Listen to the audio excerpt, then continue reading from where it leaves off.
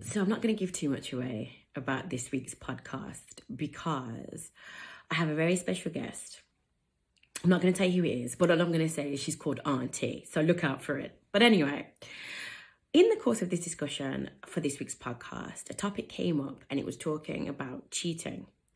Okay, and some of us have experienced it, it's horrible, whatever. But the thing that was interesting that came up this time was about the first time I was cheated on when I was a teenager. And he cheated on me with a white girl. Now, she looked nothing like me. She was the furthest away from me possible. And in that moment, all I could think about was, wow, I'm not enough. This guy has picked the diametric opposite to me. He has picked something that I can never, ever, ever, ever, ever be. Not in 10 years, not in 20 years, not even in a million years. And it just sat on me. And it sat on me for a while.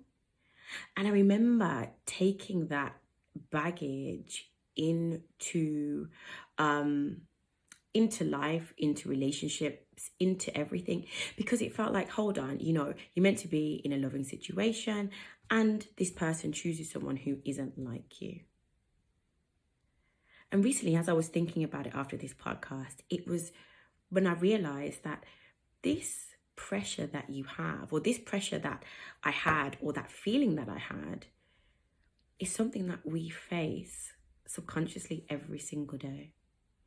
It's that part of that beauty standard that's held up against us every single day. That beauty standard that says, you don't look like that, therefore you're not good enough. It's that beauty standard that says, you can try as you may, but guess what? You don't fit into this club. And I was thinking about it, and I was like, wow, this is the external pressures of life that we as Black women face. It's not just what people say, it's also what we see. Now, I was watching for a little bit of escapism. Please don't judge me. Actually, you can judge me. There's been worse. But I watched for a little bit of escapism this series on Netflix called Emily in Paris, just to see what it was like. I love Paris, so I wanted to see. And as I was watching it, just to put it aside for 2 seconds, that there was a Black guy in the program. I'm going to leave that aside. It was watching a program and knowing that this kind of story isn't for us. Where are our stories? Where do we get shown on television that you just turn up in a place and no matter what you do, you land on your feet? You get a job that you're not even really qualified for. People give you chances. You get into the best places. You get all the men falling at your feet. All of this just happens to line up perfectly. And as I watched it, I was like, yeah, it's definitely escapist. I'm not going to give any more commentary on the actual program, but it's definitely escapist. But as a Black woman, that neither reflects our lives, or nor does it reflect something of our dreams. When we're overqualified, we still don't get the jobs and the promotions. When we look for love, we still have to think about, am I valued by Black men? Am I valued by white men? Am I valued by Asian men? The list goes on and on and on. And as I watched this program, I just thought to myself, you know what? We have to start seeing positive imagery. It's so important, because the constant barrage of what we can't have, or not seeing our faces in places that could provide hope or anything else, it does sit on your soul. It really does. And there's no way to avoid it, because it is everywhere. It is pervasive. Even if someone says nothing, it's still there. It's still there. Boy meets girl. Is boy meeting Black girl? No, not usually. And it's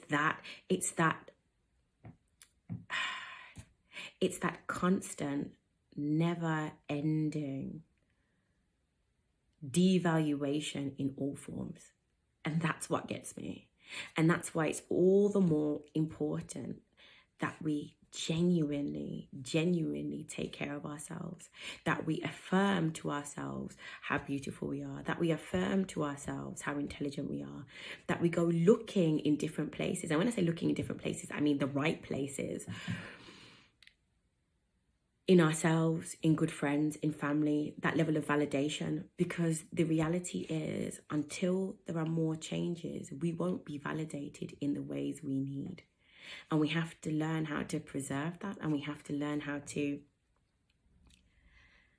really dial into it, because it's not going to be easy. It's not getting easier. People aren't making films that reflect our life. People aren't even making escapist films that could reflect our potential reality, because even in our wildest dreams, as I said before, our skin color precedes us.